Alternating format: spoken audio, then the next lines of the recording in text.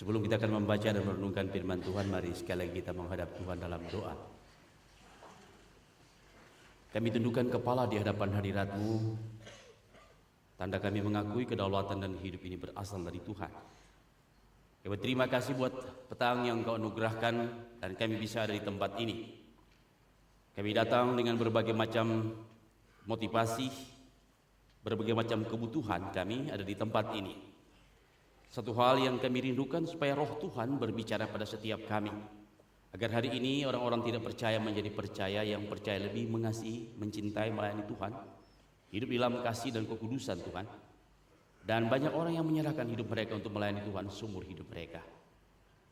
Urapi hamba-Mu yang hina dina ini supaya dalam hikmat dan kuasa yang berasal dari Tuhan, hamba berbicara atas nama-Mu. Jangan biarkan satu kata dan kalimat disampaikan berdasarkan keinginan manusiawinya, tetapi Roh-Mu mengontrol lidah bibir hamba-Mu, dan hamba bisa berbicara dengan tegas, dengan lugas, untuk membawa setiap kami mengenal kebenaran itu, dan bukan sekedar mengenal, tetapi kami menghayati, menghidupi, dan melakukan kebenaran itu. Hingga selesai ibadah ini kami pulang dengan berkat yang baru, pemahaman yang baru, integritas yang baru, cara pandang yang baru, gaya hidup yang baru, karena Tuhan telah melawat dan berbicara kepada kami. Cabutlah apa yang perlu dicabut, teguhkan apa yang perlu diteguhkan, tegur apa yang perlu ditegur, berkati apa yang perlu diberkati. Segala kemuliaan hanya bagi Engkau. Ini doa dan sembahyang kami, di dalam nama Tuhan Yesus kami mengucap syukur dan berdoa. Amin. Tuhan dikasih Tuhan, mari kita membuka kitab Yohanes. Tadi sudah dibaca berapa bagian, saya tidak akan membacakan semuanya. Injil Yohanes pasalnya yang pertama, ayatnya yang ke-10 sampai ayat yang ke-14. Kita baca sekali lagi bersama-sama. Tadi sudah merupakan bacaan pertanggapan kita. Saya ingin mengajak sekali lagi ayat 10 sampai ayat 14. Kita membaca bagian ini secara bertanggapan. Yang pria ayatnya yang ke-10, wanita ayat ke-11. Selanjutnya demikian. Waktu ayat 14 kita baca bersama-sama. Injil Yohanes pasal pertama ayat 10, pria terlebih dahulu, 2-3. Ia telah ada dalam dunia dan dunia dijadikan olehnya, tetapi dunia tidak mengenalnya.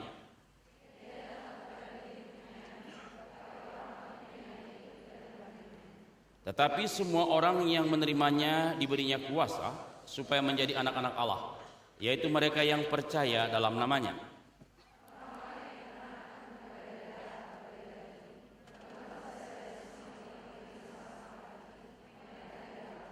Sama-sama.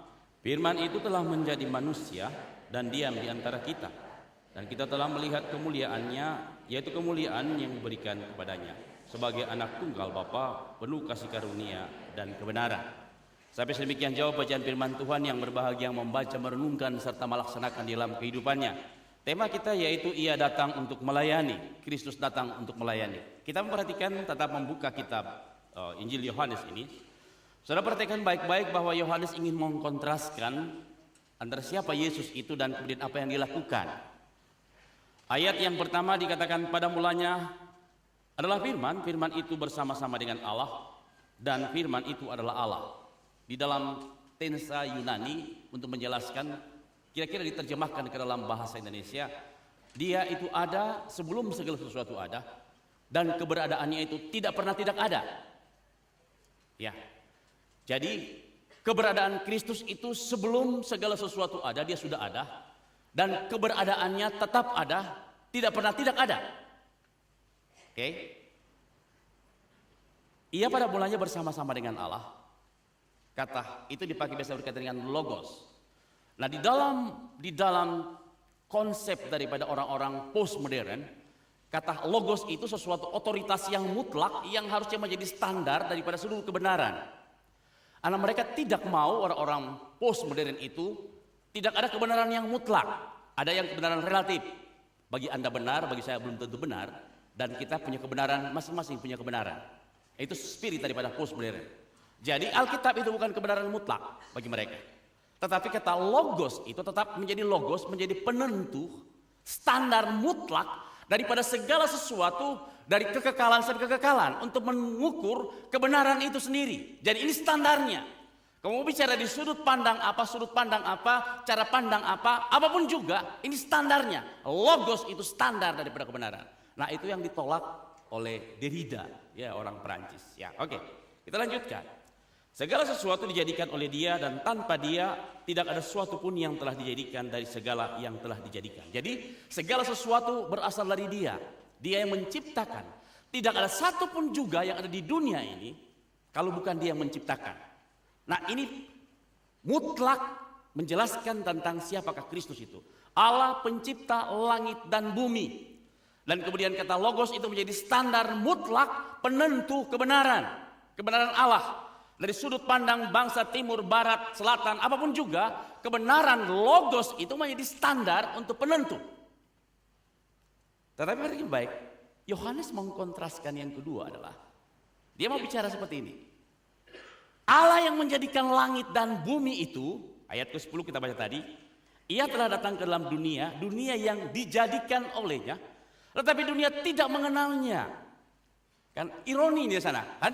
Allah yang menjadikan langit dan bumi, tetapi bumi dan manusia yang diciptakan oleh Dia tidak mengenalnya. Dan secara khusus kalau kita lihat ayat yang 11, Ia datang kepada milik kepunyaannya, tetapi orang-orang kepunyaannya tidak menerimanya. Ini pertama berkaitan dengan orang-orang Yahudi. Jadi orang Yahudi itu menolak Kristus. Datang kepada milik kepunyaannya, nolak. Saudara pernah nggak merasa ditolak?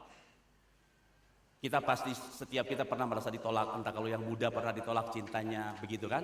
Oleh sebab itu saya berikan tips kepada anak-anak muda ya, supaya ditolaknya jangan menyakitkan. Caranya, ada caranya begitu loh ya. Caranya begini. Cerita yang terlalu panjang, nanti lagi ya kita cerita yang lain. Anyway, ya, saya memiliki seorang sahabat. Dia cerita begini. Dia memiliki banyak perusahaan. Suatu hari dia ke perusahaan itu, setelah didirikan dia lama tidak ke tempat itu, dan dia dapat tugas dari rekan direksi itu untuk melihat perusahaan itu. Waktu dia masuk ke tempat itu, satpam itu semua baru. Dan di tempat parkir itu dilarang kecuali direksi. Dan dia, satpam yang baru ini tidak kenal ini salah satu pemilik perusahaan. Waktu dia mau parkir, satpam itu nggak boleh Pak di sini. Loh, kamu kenal siapa? Pokoknya Pak, tidak bisa. Ini hanya untuk direksi. Loh, saya direksi. Tidak bisa. Loh, nggak tahu. Begitu dia masuk ke kantor, dia beritahu, saya tidak suka lihat satpam itu lagi. Pecat dia. Pemilik. Ya. Pernah merasa ditolak? Yesus ditolak. Tapi Yesus tidak bersikap seperti itu. Kenapa? Mari kita melihat selanjutnya, saudara. Ya. Jadi kontras antara pencipta dengan kepunyaannya. Yohanes ingin menjelaskan kontrasnya. Pencipta datang kepada milik kepunyaannya, milik kepunyaan tidak mengenalnya. Sakit, sangat sakit. Seperti teman saya tadi. Sangat sakit. Tapi perhatikan baik-baik. Yohanes tidak berhenti di sana. Ada dua kontras selanjutnya yang dia berikan. Ya, dia beritahu lagi ada ayat yang ke-7. Ya, ayat ke-6. Datanglah seorang yang diutus Allah, namanya Yohanes. Jadi ini membedakan. Ada orang diutus Allah, namanya Yohanes.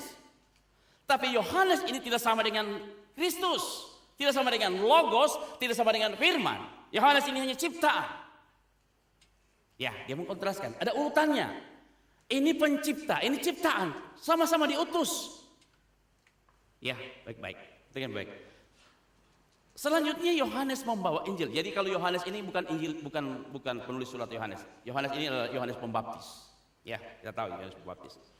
Dia tidak berhenti di sana, saudara, baik-baik. Masuk ke ayat 14, ketika baik, Firman itu telah menjadi manusia dan diam di antara kita, dan kita telah melihat kemuliaannya, yaitu kemuliaan yang diberikan kepadanya sebagai anak tunggal Bapa penuh kasih karunia dan kebenaran. Sangat sulit sekali, saudara, baik di dalam konsep filsafat Yunani, dalam konsep agama sekalipun juga, sangat sulit sekali untuk menerima Allah pencipta langit dan bumi kemudian menjadi manusia. Itu enggak ada. Konsep daripada filsafat Yunani bahwa dewa-dewa itu ada di sana dan tidak bersentuhan dengan manusia. Karena tubuh atau daging ini sesuatu yang tidak kudus. Dan dalam konsep juga agama tidak bisa Allah pencipta langit dan bumi menjadi manusia. Enggak mungkin. Itulah yang sangat ditolak oleh agama-agama tertentu. Enggak mungkin Allah menjadi manusia. Enggak mungkin. Tapi yang baik, Yohanes ingin mengkontraskan bahagian ini. supaya seluruh konsep agama, filsafat manusia itu bisa dicairkan bahwa Kristus datang ke dunia ini bukan berdasarkan, sekali lagi, bukan berdasarkan konsep filsafat dan agama manusia, gak sama sekali. Dia datang dengan kehendaknya sendiri, bukan berdasarkan aturan-aturan manusia. Yohanes ingin membawa pada bahagian itu. Sampai bahagian itu sebenarnya bagi kita yang hari ini percaya sah-sah saja. Tetapi bagi orang yang tidak percaya itu sangat sulit. Ya, sangat sulit diterima kalau Allah pencipta langit dan bumi itu menjadi manusia, menjadi daging sama dengan kita. Nah, kontras yang lain Yohanes ingin menjelaskan bahwa Yesus itu benar-benar datang. Dia bukan hayalan, bukan hanya cerita, bukan hanya sebuah ilustrasi manusia, tapi real, dia menjadi daging, tinggal di antara kita. Nah, kalau kita membaca surat Yohanes, dia bicara tentang dia yang kami sentuh, kami pernah raba, kami tahu. Daging, benar-benar daging. Bukan daging-dagingan loh ya. Benar daging, dia datang seperti manusia.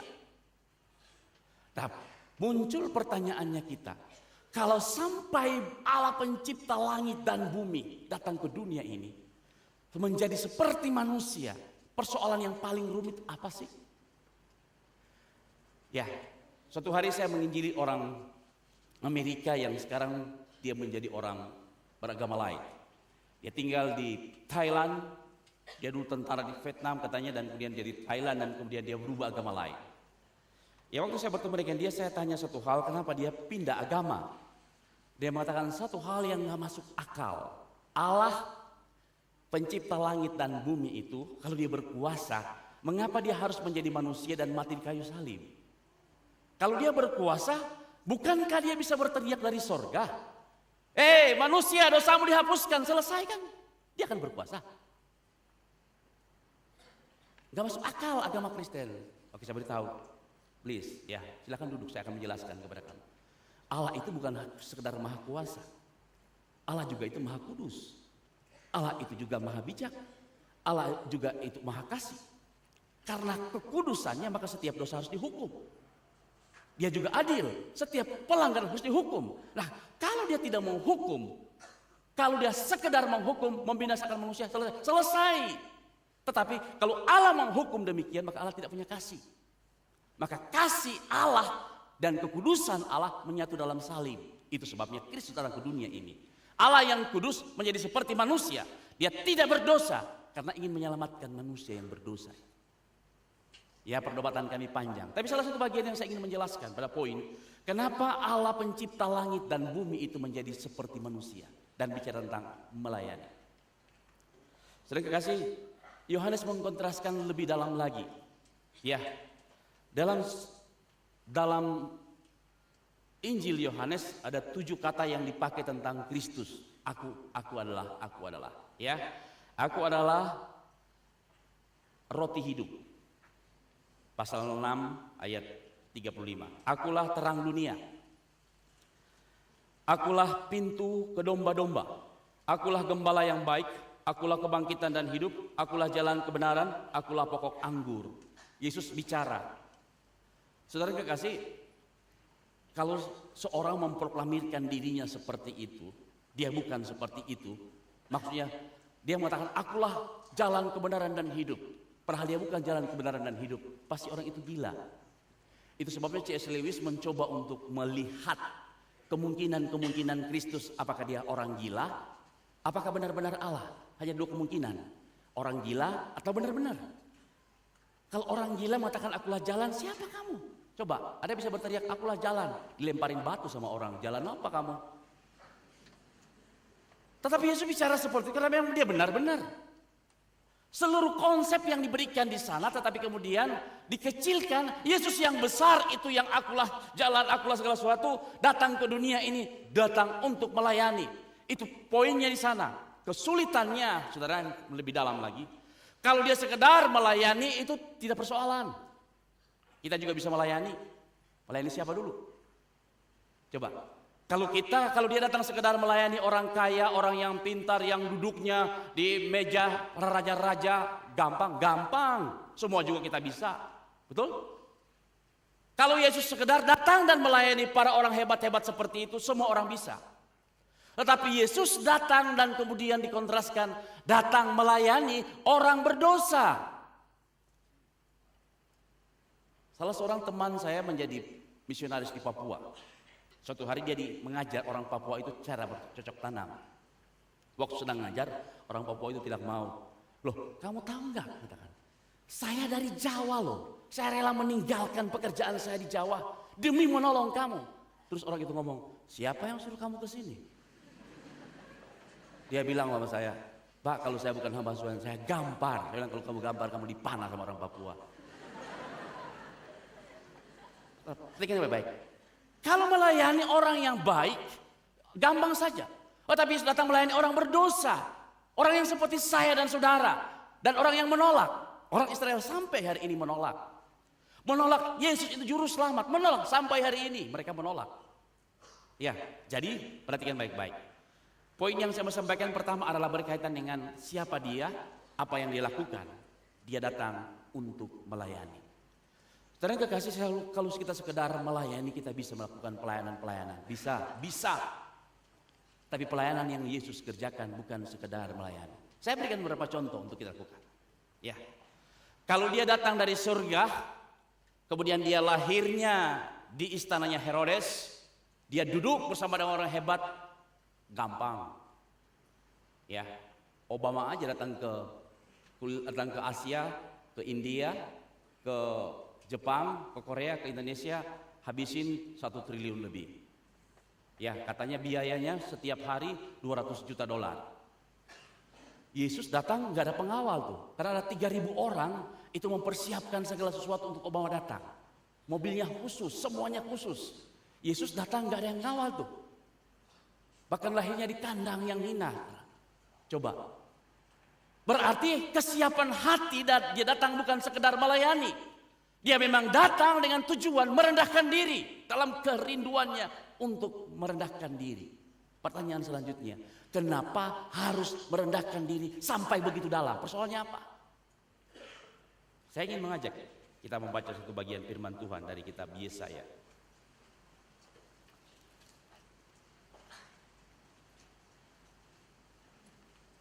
Yesaya pasalnya yang pertama ayat 2 dan 3 sampai ayatnya yang keempat. Yesaya pasalnya yang pertama ayat 2, 3 dan 4.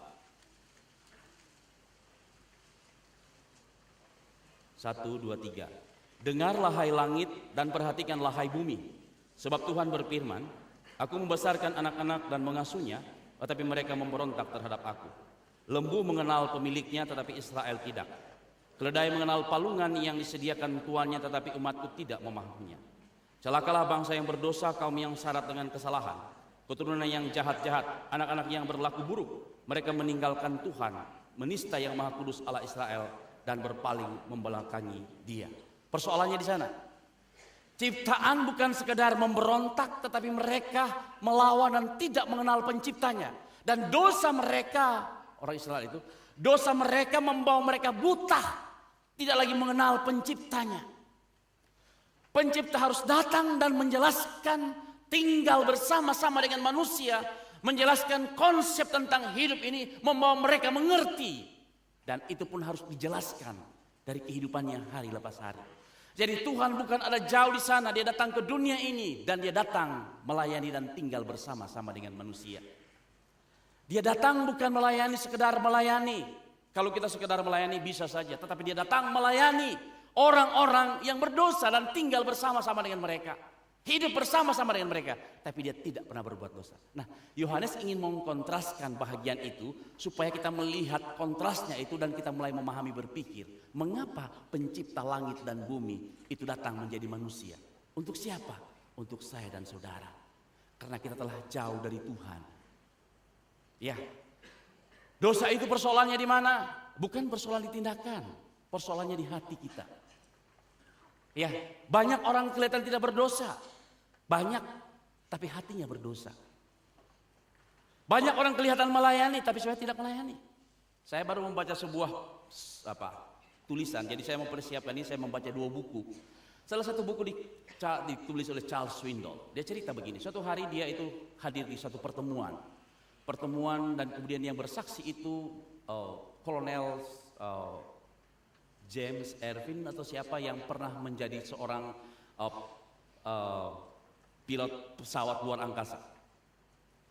Jadi dia sedang bersaksi dan berdiri di sana, dia mengatakan, bapak-bapak, tuan-tuan yang saya hormati, saya di tempat ini bukan datang untuk menyombongkan diri, tapi untuk memberitahu kepada saudara, saya waktu meninggalkan dunia ini dan melihat dari angkasa luar dunia kita ini, satu hal yang terpikir oleh saya bahwa betapa kecilnya saya ini, dan saya ingin menjelaskan kepada tuan-tuan bahwa saya datang untuk melayani dia, hanya dia yang layak ditinggikan.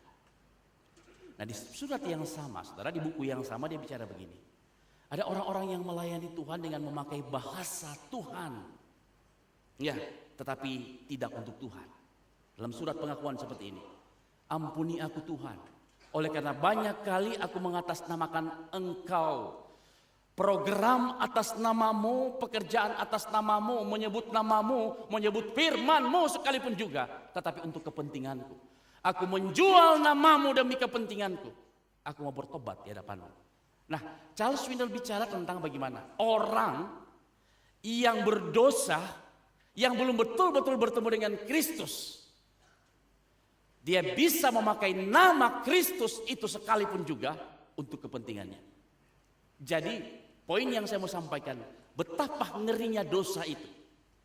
Betapa ngerinya dosa itu, oleh karena mereka bisa memakai firman sekalipun juga untuk kepentingan mereka. Betapa ngerinya dosa itu. Nah, Yesus datang melayani saya dan saudara. Saya mulai dengan kerelaan, dia rela lahir di kandang yang hina. Saya percaya sekali ada persoalan yang rumit menjelaskan tentang kelahirannya.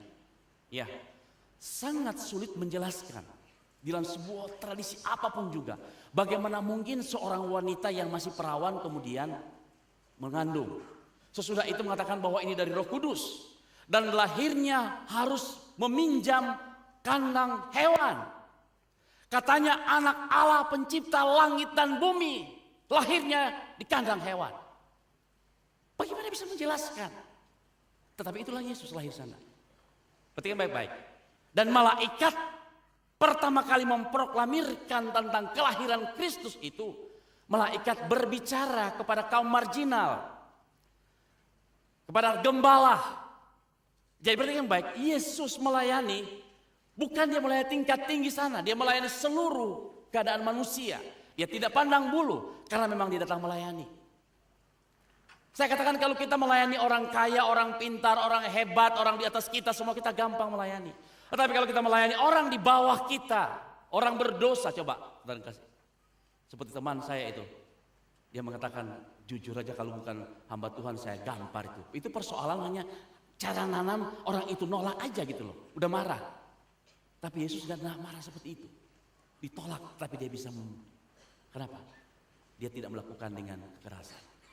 Ya, itu yang kedua. Yang ketiga, saudara perhatikan baik. Yesus datang dan kemudian mengajarkan untuk melakukan perkara yang paling hina yang dilakukan oleh manusia. Salah satu adalah berkaitan dengan mencuci kaki murid-muridnya. Saudara tahu kenapa? Kenapa murid-muridnya tidak ada yang mau mencuci kaki? Karena kalau masuk ke tempat itu, di ruangan itu ada air disiapkan, dan yang mengerjakan itu biasanya budak. Budak itu biasanya bukan orang Yahudi, orang-orang yang lain. Mereka cuci kaki karena apa? Dulu tempatnya kan kotor, kalau masuk di ruangan harus cuci kaki, karena bau, kena kotoran. Nah, ada orang yang cara yang cuci kaki. Nah, Yesus mencuci kaki murid-muridnya. Jadi Yesus bukan bicara tentang teori, tapi dia melakukan itu. Sampai muridnya kaget, gak mungkin guru melakukan itu. Seorang rabi tidak mungkin melakukan itu, tapi Yesus lakukan. Lebih dalam lagi, dia melayani. Dia bukan sekedar melayani.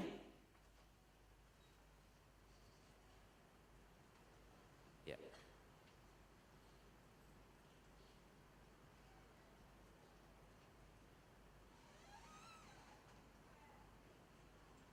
Gak apa-apa, ini malam kudus, sebentar kita nyanyikan ya. Oke, kita alihkan ya.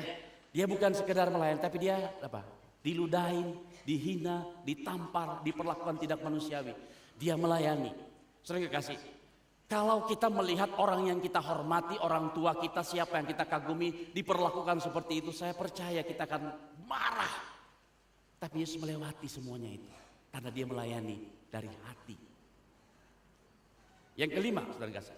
Dia bukan sekedar melayani seperti demikian lagi. Alkitab menjelaskan kepada kita dia melayani bahkan menyerahkan nyawanya di kayu salib. Untuk orang-orang yang menolak dia. Ya. Dan waktu disalibkan bersama dengan dua penjahat. Ya, saya baca satu buku, ada seorang pendeta tua, katanya pendeta tua ini sudah pikun, sudah mulai tua dan dia minta ada seorang pengacara dan seorang bankir untuk menemani dia. Jadi pegang tangan kiri dan kanan bersama dengan saya. Mari, saya ingin menunjukkan sesuatu kepada kamu di gereja. Jadi dua orang ini pegang kiri tangan pendeta dan kanan ini jalan sambil jalan ke gereja. Pendeta itu bergumam dalam hatinya, ya paling tidak saya mati seperti Tuhan Yesus didampingi oleh dua penjahat.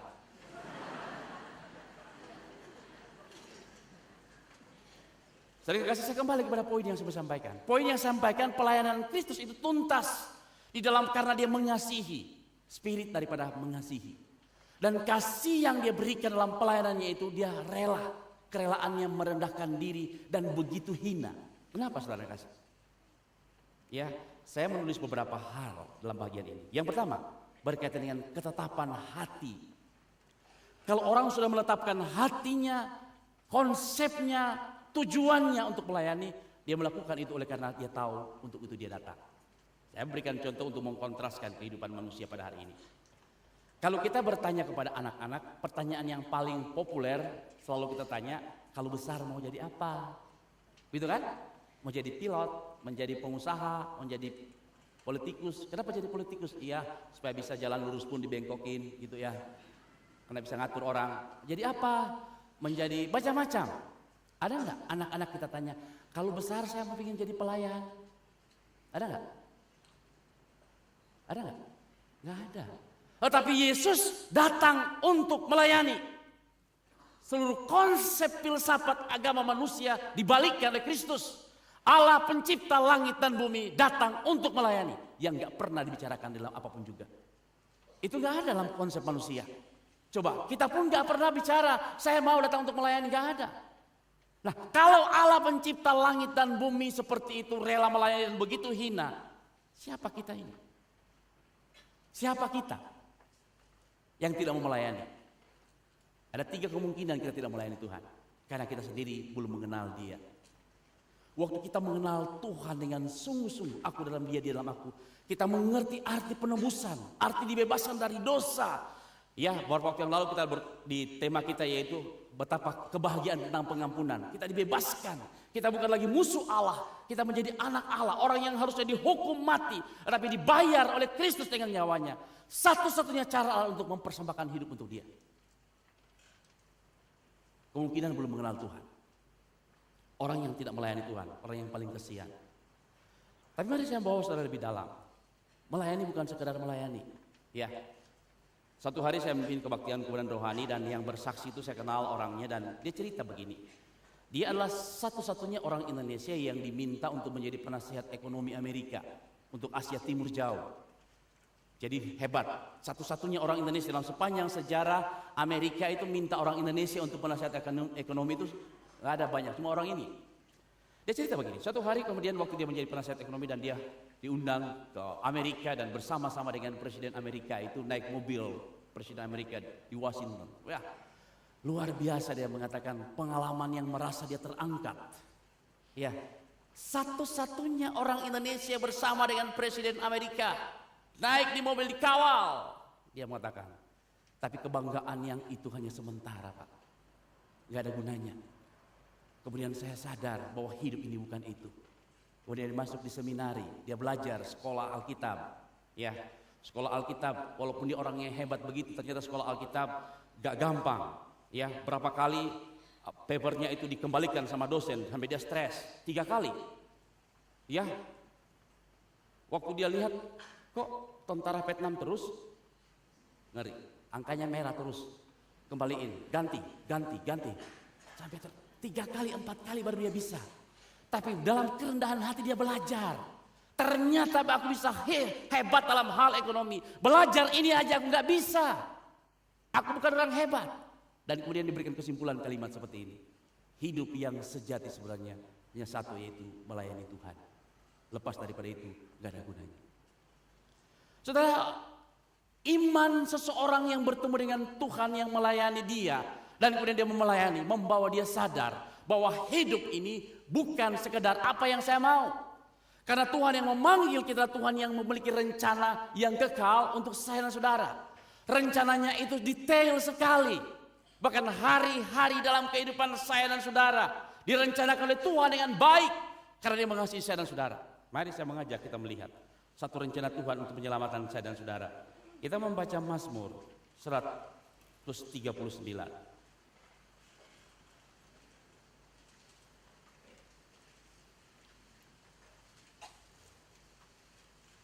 Ayat 13 sampai ayat 16.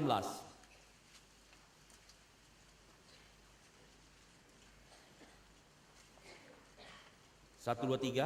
Sebab engkaulah yang membentuk buah pinggangku dan menenun aku dalam kandungan ibuku.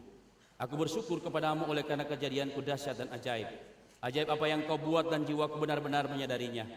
Tulang-tulangku tidak terlindung bagimu ketika aku dijadikan di tempat tersembunyi dan di dalam direkam di bagian-bagian bumi yang paling bawah.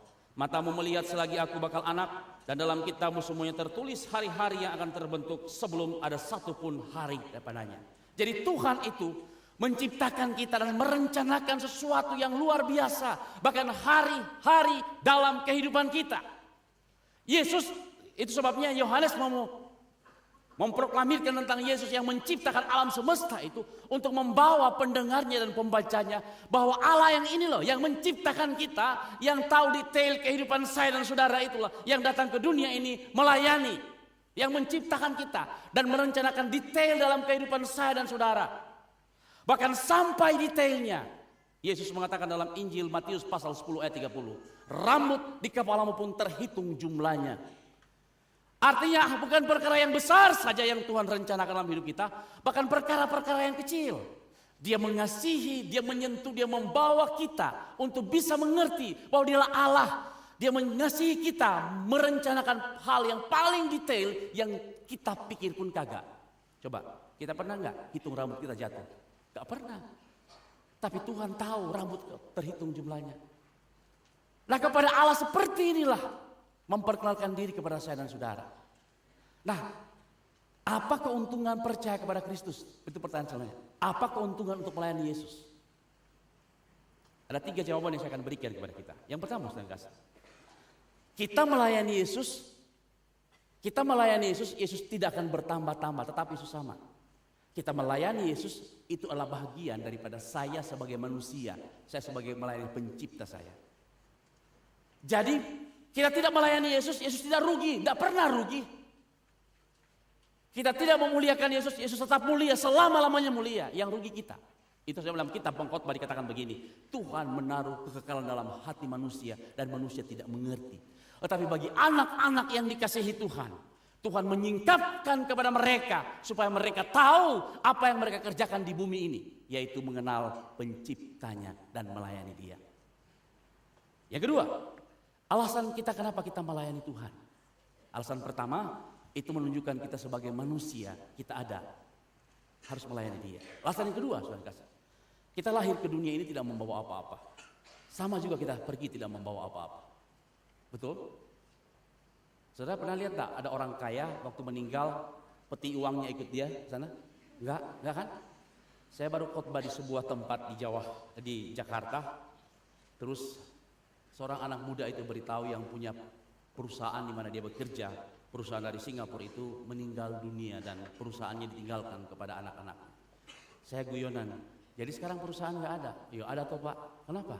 Nggak dibawa sama yang punya? Enggak toh Pak, udah mati kan udah mati. Nah itu pertanyaan saya mengatakan, kalau kita meninggalkan dunia ini kita nggak bawa apa-apa. Tetapi pelayanan kita kepada Tuhan itu menjadi ukuran, menjadi dasar di mana kita bertemu dengan Tuhan, itu menjadi dasar di mana kita diukur oleh Tuhan. Apa yang kau lakukan di dunia ini? Itu menjadi dasar di mana kita akan bertemu dengan Tuhan. Itu sebabnya kenapa kita harus melayani, karena kita harus mempertanggungjawabkan hidup di hadapan Tuhan. Yang ketiga, kenapa kita harus melayani Tuhan? Dan untuk apa kita melayani Tuhan? So, dalam pelayanan akan membentuk karakter kita. Ya, karakter kita menjadi seperti hamba, seperti Tuhan Yesus. Hanya melalui pelayanan kita belajar untuk rendah hati satu sama lain. Coba, di tempat mana kita bisa melayani? Ya, sekarang kalau saudara lihat Indonesia itu mulai belajar di mana-mana, kalau ke bank, ke mana-mana orang selesai begini, betul kan? Ya, betul ya? Dia begini ngangguk-ngangguk, apa dia tunduk kepada kita enggak? Tunduk kepada kita enggak? Dia gini-gini karena dia hormat kita enggak? Karena aturan, itu mekanisme yang dibuat. Kalau kita mau ke bank, pintunya dibukakan. Dulu cuma bank-bank tertentu, sekarang semua bank pintu dibukakan.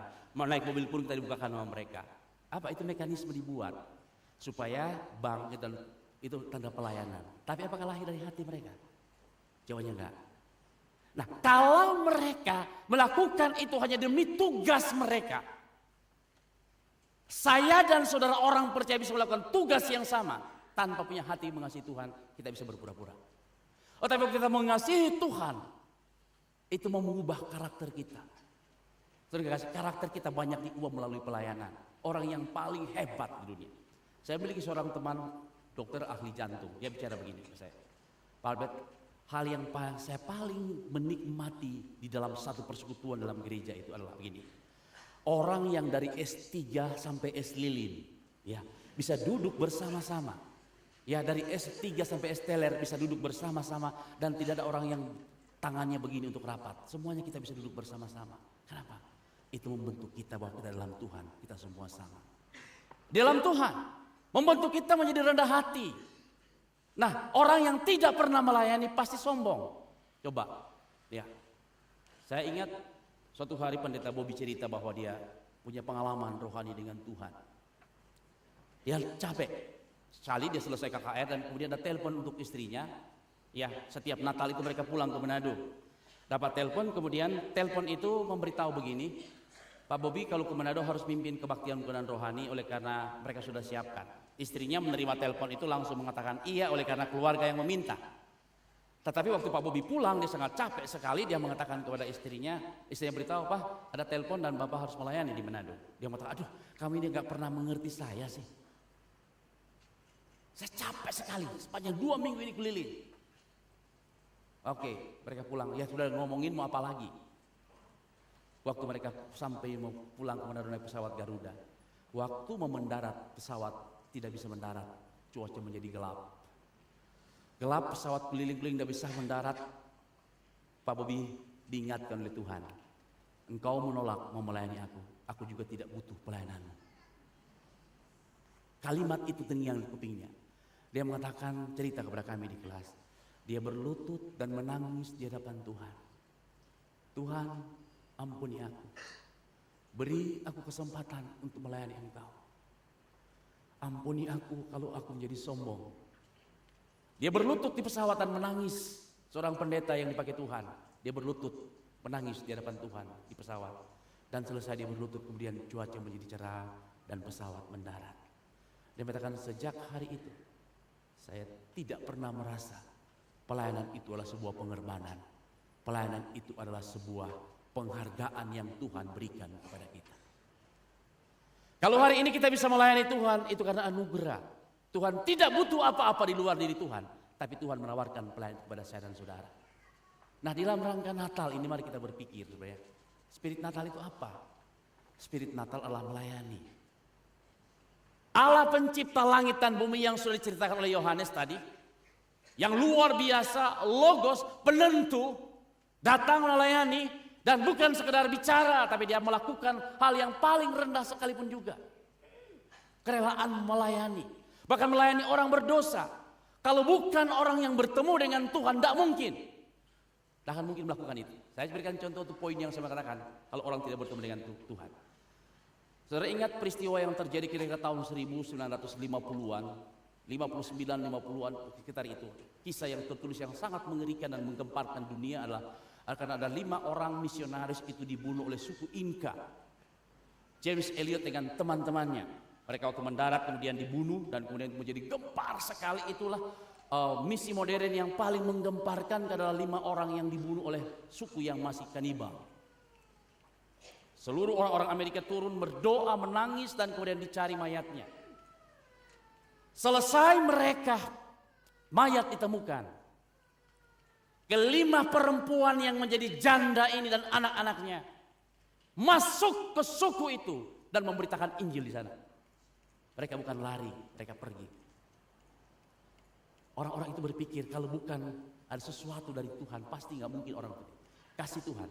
Yang memimpin mereka adalah Elizabeth, istri pada James Elliot. Mereka melayani. Dan suku ini kemudian banyak orang bertobat dan sekarang banyak gereja di sana. Kasih Tuhanlah yang membawa orang-orang yang mengenal Tuhan melampaui logika manusia. Tidak ada pikiran manusia yang seperti itu. Coba kalau saudara dipukul, digebukin di sini, mau balik juga? Atau keluarga kita pernah digebukin, pindah saja, ngapain? Tapi mereka 5-5-nya pergi masuk ke tempat sana dan memberitakan ini kepada suku yang membunuh suami mereka. Dan kepala suku itu yang membunuh suaminya, yang memimpin pembunuhan itu, bersaksi. Dan kesaksiannya itu diberikan kesempatan yang mengerikan bagi saya, menarik itu begini. Anaknya James Elliot itu, salah satu misionaris itu, udah besar pada waktu perjalanan yang sangat panjang. Kira-kira 20 tahun, dia masih kecil. 10 tahun. Kira-kira 15 tahun kemudian, itu dibawa sama dia. Dia memberitahu, di sini orang tuamu dibunuh. Dan dia beritahu masih ada tombaknya di sana. Ternyata tersimpan dan mereka bekas pesawatnya. Dan tombak itu dikasih ke anak muda itu. Langsung dia ambil tombak itu, saudara kasih. Dia tahan di leher kepala suku itu. Waduh, saya pikir kalau saya mungkin saya libas dulu baru saya minta pengampunan. Benar. Tapi dia buang tombak itu dan dia berlutut dan menangis memeluk orang itu. Tuhan memiliki rencana yang tidak terpikirkan oleh kalian. Dan hari ini engkau percaya kepada Tuhan. Hidup Bapa saya telah diberikan, tercurah untuk kamu. Supaya kamu mengenal Allah pencipta langit dan bumi. Itulah orang-orang mengenal Tuhan. Darah dan hidup mereka tercurah untuk orang lain. Mereka tidak pernah takut. Karena untuk itu mereka hidup. Pertanyaan kita pada hari ini. Apa yang kita sudah keluarkan untuk Tuhan pada Natal ini? Pernah darah tercurah? Kapan kita menangisi orang-orang yang membutuhkan belas kasihan Tuhan? 3 poin yang saya ingin kita akhiri dalam khotbah ini. Pertanyaan saya yang paling krusial pertama, betulkah aku mengenal Dia di dalam kebenaran Yesus itu adalah Allah dan Tuhan bagi saya? Betulkah? Itu pertanyaan yang pertama. Ya, karena sedang kekasih, banyak orang keluar masuk gereja tidak pernah bertemu dengan Tuhan, hanya bertemu dengan gedung gereja. Saya buktikan beberapa hal. Ya, ada seorang ibu sedang nyanyi muji Tuhan, tangan satu angkat, tangan satu cubit anaknya, nangis. Bagaimana Tuhan menerima pujian? Saya tanya, bagaimana Tuhan menerima pujian? Pertemuan dengan Tuhan pasti akan mengubah karakter kita, mengubah hidup kita. Pasti akan menolong kita. Itu pertanyaan pertama. Ya, saya selalu menyaksikan hidup saya supaya saudara, saya bukan bicara teori, bukan, saya bicara kebenaran. Sebelum saya mengenal Tuhan, saya juga perokok, pemabuk. Saya baru cerita pada anak remaja tadi. Ya, pada usia remaja saya kenal dan saya hidup di luar Tuhan. Dari usia muda sampai usia 24 tahun. Saya perokok, saya Haji Samsu, jiwaku sampai surga. Pokoknya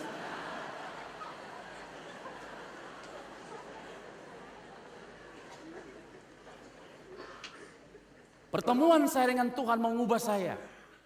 Saya beritahu pada anak muda tadi, waktu muda saya balapan di jalan itu, saking gilanya,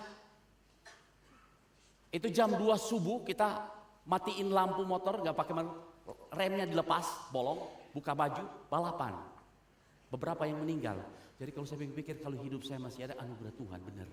Kok ada orang berpikir gila bodoh seperti itu ya? Tapi itu termasuk saya kok bodoh seperti itu. Nah, pertemuan dengan Tuhan mengubah cara saya berpikir tentang hidup ini. Pertanyaan saya, kita bertemu dengan Tuhan kapan? Dan mengubah hidup kita. Yang kedua, kalau saudara sudah mengenal Tuhan, sekarang Natal, apa yang kita mau berikan?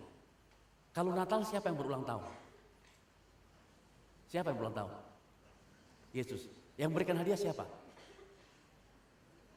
Hadiah apa yang Tuhan ingin berikan kepada kita maksudnya? Hadiah apa yang paling didapatkan oleh Tuhan Yesus untuk kita? Apa? Yang pertama kita mengasihi Dia. Yang kedua kita membawa orang-orang tidak mengenal bisa mengenal Dia. Yang ketiga kita mengampuni orang-orang yang menyakitkan kita. Ya, saudara kekasih, pengampunan itu sangat penting. Kenapa? Setiap kita punya perasaan sakit hati dalam hidup ini. Natal adalah bentuk pengampunan Tuhan dan kita harus lepas dari kemarahan, kebencian, kekecewaan. Ada Natal adalah banyak peristiwa di mana orang mengampuni orang lain dalam kekecewaan yang paling pahit. Nah hari ini pertemuan dengan Tuhan juga membawa engkau mengampuni segala kesalahan orang lain. Natal membawa jiwa baru. Natal mengasihi Tuhan lebih dalam. Natal juga mengampuni orang lain. Yang ketiga pada hari ini, saya ingin pada hari ini supaya setiap kita, masih banyak anak-anak muda, ya, yang tua juga nggak apa-apa. Kalau engkau dipanggil Tuhan menjadi hamba Tuhan, katakan kepada Tuhan, ya. Ya, ladang menguning. Indonesia ada 200 juta lebih penduduk.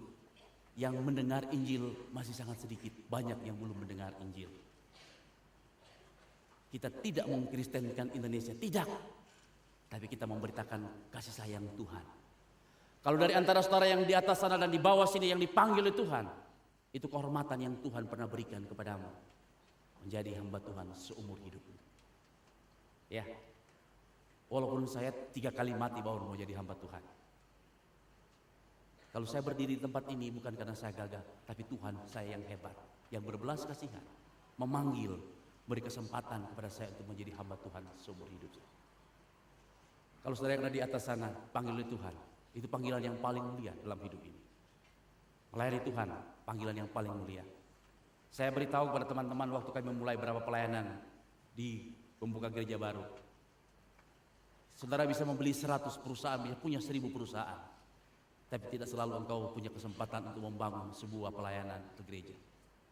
Karena gereja itu sangat mahal. Dibayar dengan darah anak domba Allah. Waktu kita berbagian, itu pekerjaan yang paling mahal yang pernah Tuhan percayakan kepada manusia. Melayani Raja di atas segala raja. Mari kita berdoa.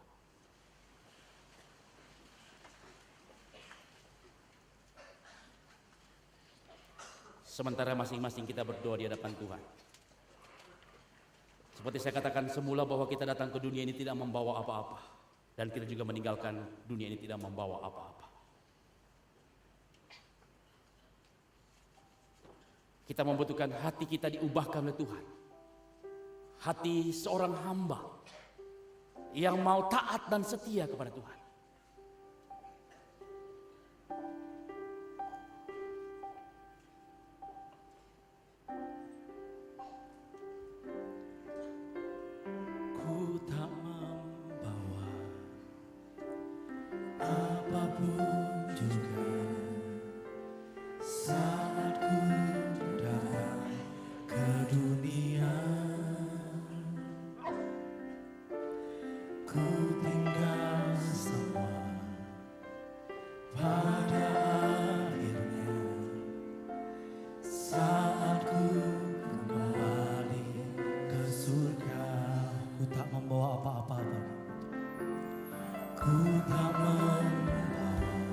Semua masing-masing dalam sikap doa di hadapan Tuhan.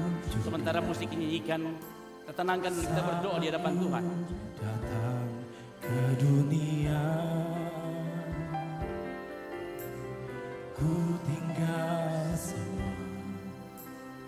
Pada akhirnya saat ku kembali ke surga. Inilah yang ku punya, hati sebagai hamba yang mau taat dan setia padamu Bapa. Kemanapun ku bawa, hati yang menyembah dalam roh dan kebenaran sampai selamanya. Musik dengan lembut sebelum sikap doa. Pertanyaan saya pertama adalah, adakah dari antara saudara pada hari ini yang sungguh-sungguh merindukan bahwa Yesus itu menjadi Tuhan dan Juru Selamat dalam hidupmu?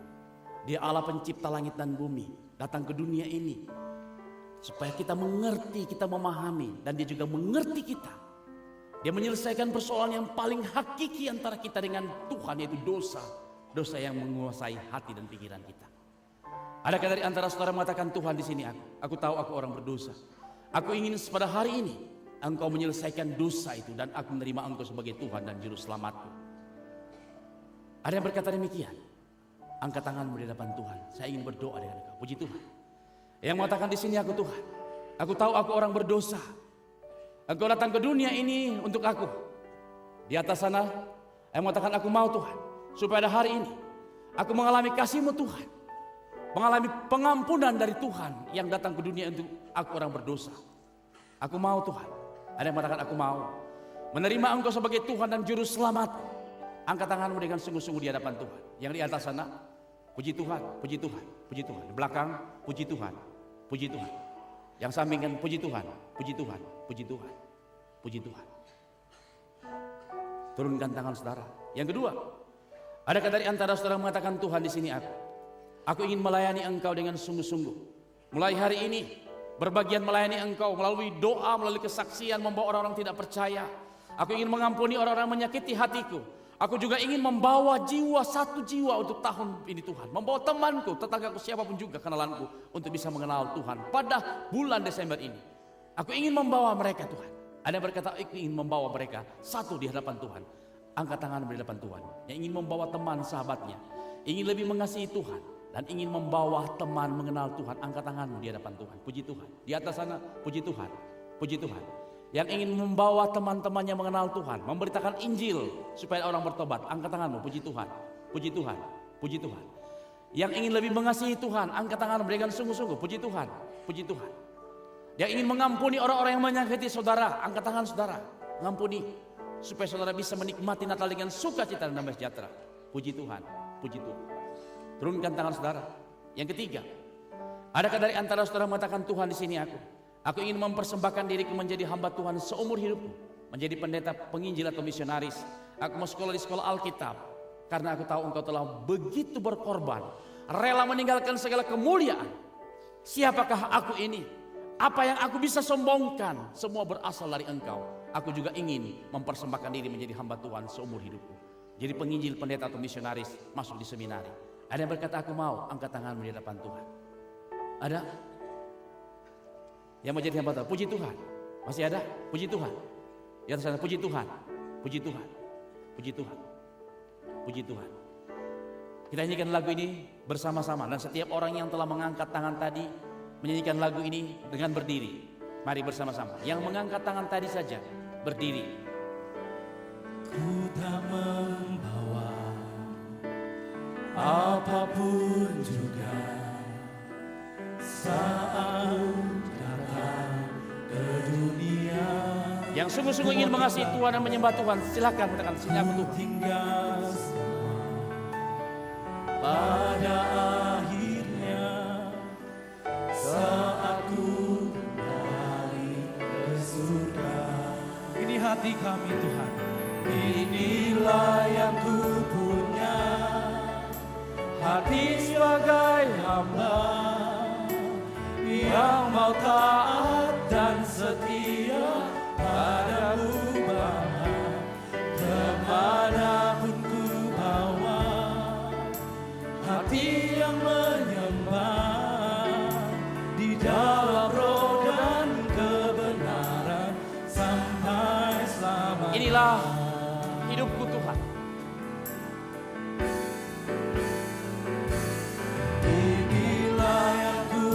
Yang mengatakan inilah hidupku Tuhan untuk Engkau, silakan berdiri.